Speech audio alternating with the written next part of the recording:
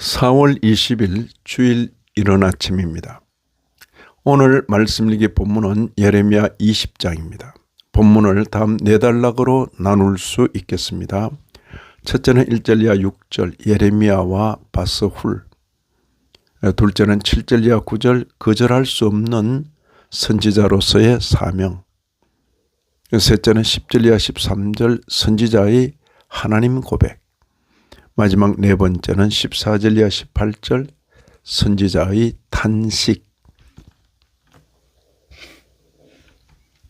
진실한 선지자로서 사는 일은 쉽지 않은가 봅니다.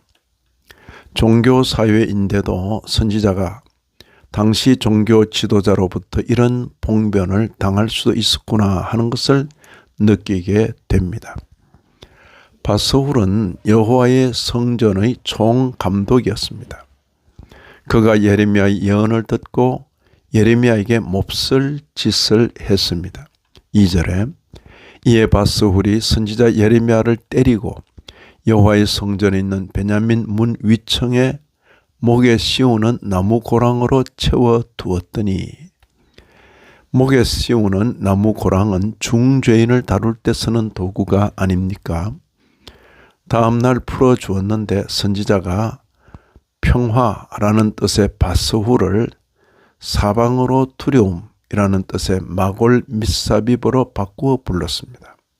너는 이제 더 이상 바스훌이 아니라 마골 밑사빕, 더 이상 평화가 아니라 사방으로 두려움이라는 뜻으로 바꾸어 불렀습니다.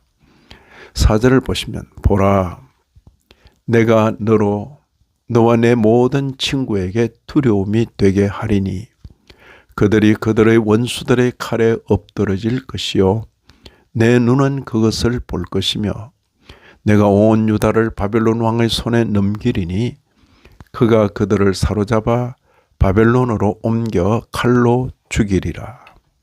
선지자를 괴롭힌 바스훌의 일과 관련하여 바스훌 개인을 넘어 전체 유다 민족이 바벨론으로 포로되는 일까지 언급하셨습니다. 단순히 몸만 사로잡혀 가는 것이 아니라 모든 좋은 것들이 이곳에서 저곳으로 옮겨질 것을 선언하십니다. 5절 보시면 내가 또 이 성읍의 모든 부와 그 모든 소득과 그 모든 귀중품과 유다 왕들의 모든 보물을 그 원수의 손에 넘기리니 그들이 그것을 탈취하여 바벨론으로 가져가리라. 선지자의 예언의 내용이 마음에 들지 않아 바스훌이 선지자를 괴롭혔는데 하나님께서는 선지자의 예언을 확정해 주신 것입니다. 바스훌 개인의 운명에 대해서도 분명히 말씀하십니다. 6절에 바스훌아, 너와 내 집에 사는 모든 사람이 포로되어 옮겨지리니 네가 바벨론에 이르러 거기서 죽어 거기 묻힐 것이라. 너와 너의 거짓 예언을 들은 내 모든 친구도 그와 같으리라 하셨느니라. 바스훌 역시 제사장이면서 예언 활동을 한 것으로 보입니다. 예레미야와 비슷한 처지인데 예언의 내용 때문에 서로 갈등 관계가 된 것으로 여겨집니다. 예언의 내용과 관련하여 자신이 겪는 어려움을 예레미야는 호소합니다. 8절에 내가 말할 때마다 외치며 파멸과 멸망을 선포하므로 여호와의 말씀으로 말미암아 내가 종일토록 치욕과 모욕거리가 됨이니이다. 치욕과 모욕이 싫으면 맡은 말씀을 버리면 됩니다.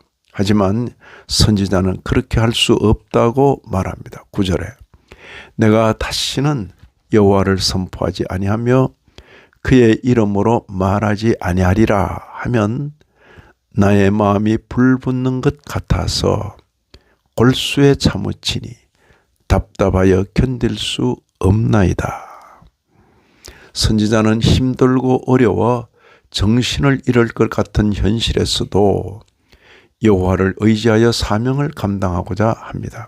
11절에 여호와는 두려운 용사 같으시며 나와 함께 하심으로 나를 박해하는 자들이 넘어지고 이기지 못할 것이오며 그들은 지혜롭게 행하지 못함으로 큰 지옥을 당하오리니 그 지옥은 길이 있지 못할 것이니이다. 또한 선지자는 여호와를 의뢰함으로 대적을 제압하게 될 것을 기대합니다. 12절에 의인을 시험하사 그 폐부와 심장을 보시는 만군의 여호와여 나의 사정을 주께 아려 사온즉 주께서 그들에게 보복하심을 나에게 보게 하소서. 여기에 11절 12절에 여호와 하나님에 대한 선지자의 고백이 있는 것입니다. 여호와는 두려운 용사 같으시며 또 의인을 시험하사 그 폐부와 심장을 보시는 만군의 여호와여. 선지자로서의 쉽지 않은 현실 속에서 진한 탄식의 말을 쏟아냅니다. 14절 그리고 18절입니다. 내 생일이 저주를 받았다면 나의 어머니가 나를 낳던 날이 복이 없었다면 어찌하여 내가 태에서 나와서 고생과 슬픔을 보며 나의 날을 부끄러움으로 보내는고 하니라. 이런 말씀을 읽는 신약교회 성도인 우리로서는 동시대를 살았던 제사장 출신의 두 선지자 바스훌과 예레미야를 유심히 보게 됩니다. 당시 위해를 가할 수 있었던 것으로 보아 바스훌이 실권을 더 가지고 있었던 것으로 보입니다. 말씀을 맡은 선지자로서는 어떤 압력을 받게 되더라도 하나님만 바라보고 의연히 나가야 하겠습니다. 우리는 선지자의 말씀을 듣는 입장입니다. 듣는 입장에서도 잘 분별하여 정로로 행할 수 있어야 하겠습니다. 바스훌을 택하고 예레미야를 배척하는 자리에 서지는 않아야 하겠습니다. 이 아침에도 말씀에 참여하신 모든 분들 위해 하나님의 크신 은혜가 더하시기를 진심으로 기원합니다.